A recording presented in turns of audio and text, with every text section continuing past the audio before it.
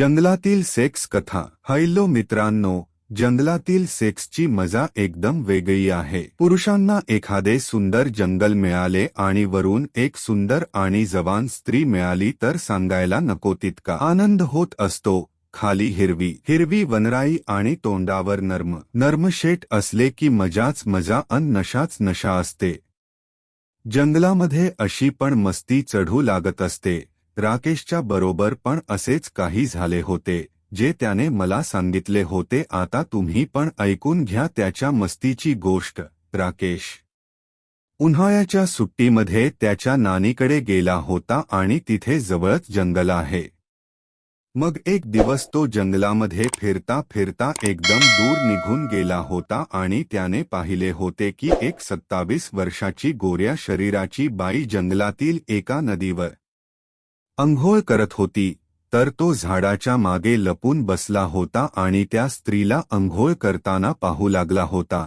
ती एकदम मस्त होती आणि खूप गोरी होती, जसे दुधाने अंघोळ केली असेल, आणि तिचे मस्त असे मोठे मोठे बॉल अर्ध्या किलोने भरलेले होते.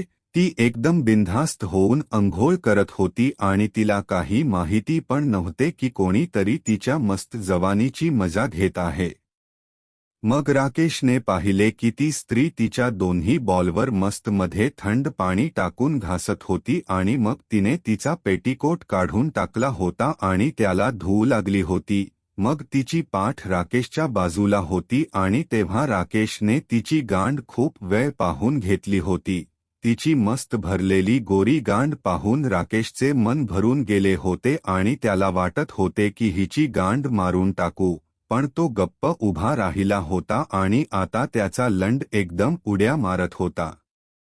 मग त्याने त्याचा हात त्याच्या पॅन्टमध्ये आत टाकला होता आणि त्याच्या चड्डीमध्ये एकदम बैचेन असलेल्या लंडाला पकडले होते.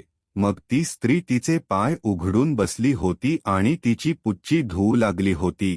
आता ती तिचे बोट त्यामध्ये टाकून तिची पुच्ची साफ करत होती.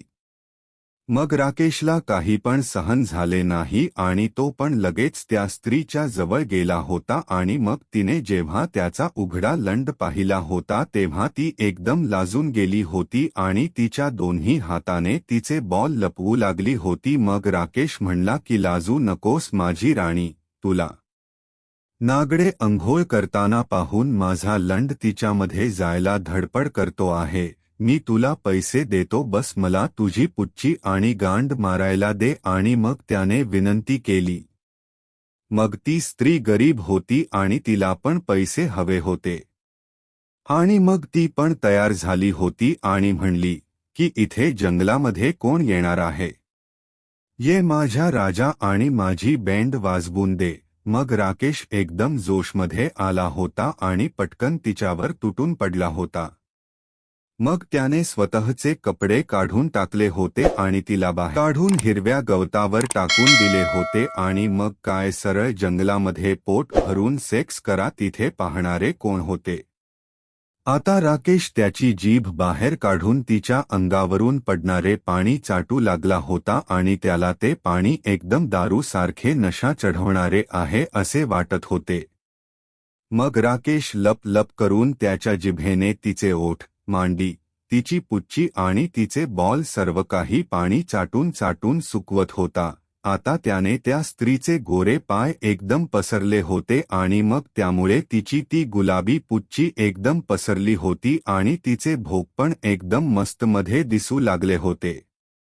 मग राकेश त्याच्या दोन्ही हाताने तिचे बॉल दाबू लागला होता आणि खाली झोपून त्याच्या जिभेने त्या स्त्रीची पुच्ची चाटू लागला होता आणि त्याच्या अंगठ्याने पुच्चीचा दाणा घासत होता. आता राकेशने त्याच्या 2 बोटाने तिची पुच्चीचे ओठ उघडले होते जेणेकरून तिची पुच्ची सरळ चाटून घेता येईल.